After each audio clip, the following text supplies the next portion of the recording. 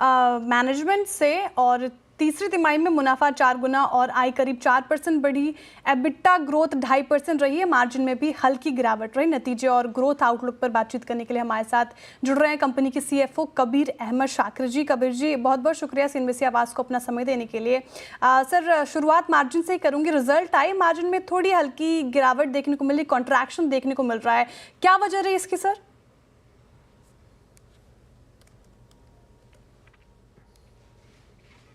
Kabir ji, unmute कर लीजिए अपने आप को। गुड मॉर्निंग, थैंक यू मुझे शो में आमंत्रित करने के लिए। मार्जिन हमारा एक्चुअली क्वार्टर के हिसाब से, अगर एबिटा देखें क्वार्टर के हिसाब से बढ़ा ही है पिछले क्वार्टर से, और पिछले साल से भी मुकाबले आप देखेंगे तो बढ़ा ही है। तो मुझे ये नहीं पता कि आप कौन सा वाला मार्जिन का रेफरेंस कर रही हैं। गुड मॉर्निंग कबीर सर, मैं कंचन बात कर रही हूँ CNBC आवाज़ से।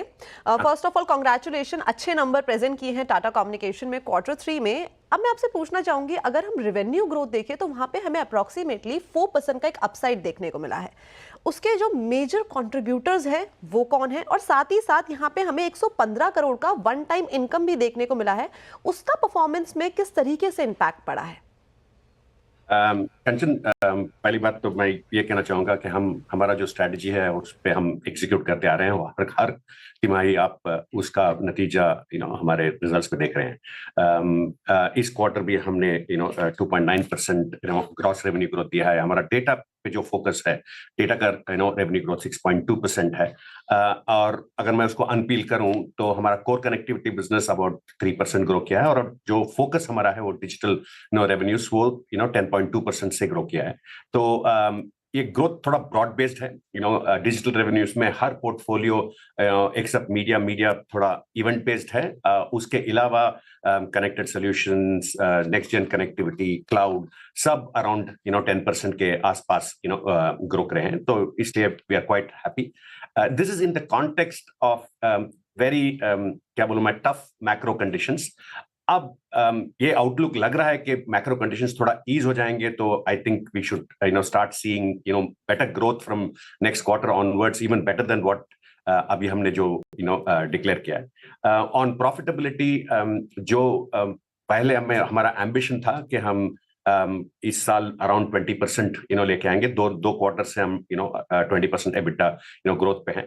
जो PAT मार्जिन पे आप एकदम ज्यादा बढ़ाव देख रहे हैं, वो थोड़ा वन ऑफ है। लास्ट ईयर सेम क्वार्टर कुछ प्रोविजन था, तो इसकी वजह से आपको ग्रोथ ज्यादा बढ़ोतरी दिख रही है। मगर अदरवाइज मैं PAT पे ज्यादा ध्यान नहीं दूंगा। जो भी फोकस है, जो भी कंपनी का रेवेन्यू और उसका है जो हेल्थ है, वो एबिटा पे आपको दिखता है और एबिट पे दिखता है। ये दोनों सही डायरेक्शन पे जा रहे हैं।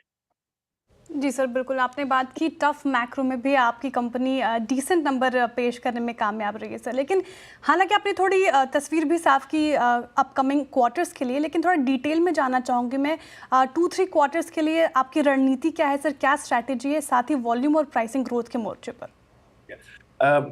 देखिए, हम गाइडेंस तो वैसे देते नहीं है, तो I would refrain from giving any guidance, but outlook positive है। कि अगर आप मैक्रो कंडीशंस देखें, डिस्क्रिशनरी स्पेंड्स देखें, AI और डिजिटल के का जो भी आपको नॉइज लेवल्स दिख रहा है, सब पॉजिटिव हैं। और हम यही एक्सपेक्ट कर रहे हैं कि हमारे कस्टमर डिसीजन मेकिंग जो डिलेड है, डिमांड तो पहले भी थी और डिमांड कंटिन्यू हो रही है, मगर डिसीजन मेकिंग थोड़ा इलोंगेट हो रहा था, क्योंकि जो भी हमारे प्रोडक्ट्स यूज करते हैं, तो अगर एक क्वार्टर बाद भी डिसीजन ले तो कुछ ज्यादा उनको इम्पैक्ट नहीं होता है। तो इसलिए वो डिसीजन मेकिंग थोड़ा डिलेट होता था। इसलिए हमें रेवेन्यू ग्रोथ में कभी वो वॉलेटिलिटी दिखती थी। हमारा फर्स्ट हाफ का order book record high levels पे था, जो हमने मार्केट को ऑलरेडी बता चुके थे, और वो जो ऑर्डर बुक हम बुक कर चुके हैं वो रेवेन्यू में Q4 से दिखने शुरू हो जाएगा। तो इसलिए we are quite positive, not सिर्फ मैक्रो कंडीशंस ईज होने की वजह से या कस्टमर डिसीजन मेकिंग साफ होने की वजह से, बट ऑल्सो इंटरनली, क्योंकि हमने ऑर्डर बुक ऑलरेडी अच्छा जनरेट किया है, उसका रेवेन्यू हमें Q4 और Q1 में दिखना शुरू हो जाएगा।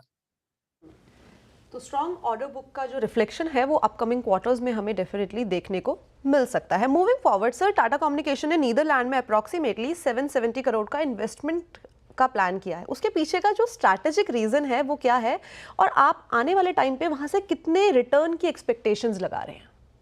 I think very very good सवाल कंचन, थैंक्स फॉर आस्किंग दैट।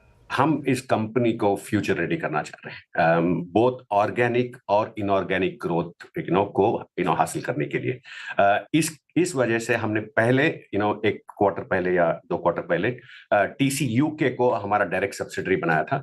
अभी इस क्वार्टर हम टीसी नेदरलैंड्स को अपना डायरेक्ट सब्सिडरी बना रहे हैं। ये दोनों सब्सिडरीज हमारे इंटरनेशनल सब्सिडरी था, टीसी आईपीएल जो सिंगापुर है, उसके स्टेप डाउन सब्सिडरीज थे।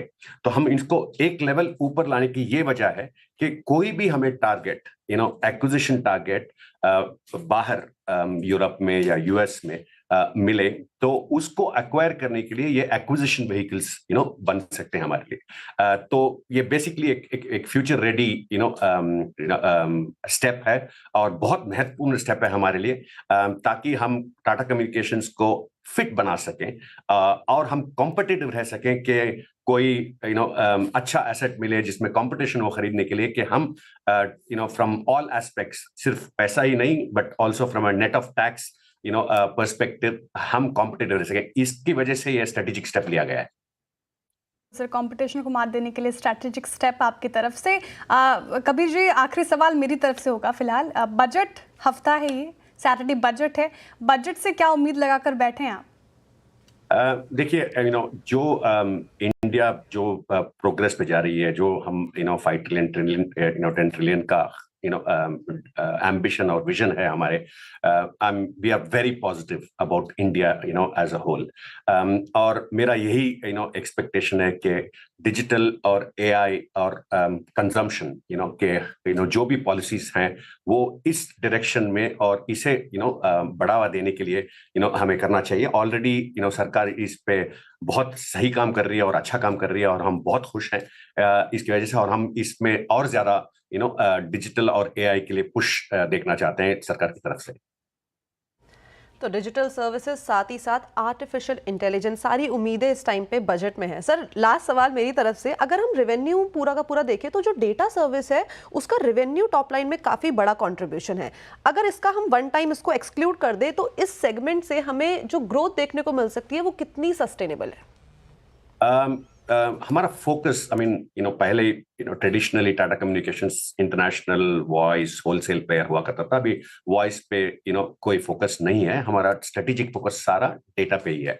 और हमने ऑलरेडी मार्केट को अनाउंस किया है कि FY 27 तक हम डेटा बिजनेस को डबल करेंगे, और उस डायरेक्शन पे हम एकदम स्टेडफास्ट हैं और कमिटेड हैं कि हम डेटा बिजनेस को 28,000 करोड़ तक लेके जाएंगे। एंड पूरे लीवर्स जो मैंने अभी बात किया, जो कस्टमर डिमांड्स हम देख रहे हैं, सारे डेटा पे हैं, चाहे वो कोर कनेक्टिविटी हो या कनेक्टेड सॉल्यूशंस हो या IoT हो या नेक्स्ट जनरेशन कनेक्टिविटी हो या मीडिया हो, जो भी हम सेगमेंट्स में हैं, हर सेगमेंट में मुझे बहुत ज्यादा पोटेंशियल दिखता है। तो हम बहुत ही पॉजिटिव हैं डेटा सर्विसेज को लेके। ठीक है सर, बहुत बहुत शुक्रिया सर हमारे साथ जुड़ने के लिए, तमाम सवालों के जवाब देने के लिए, और ऑल द बेस्ट आपको अपकमिंग क्वार्टर्स के लिए। बहुत शुक्रिया सर।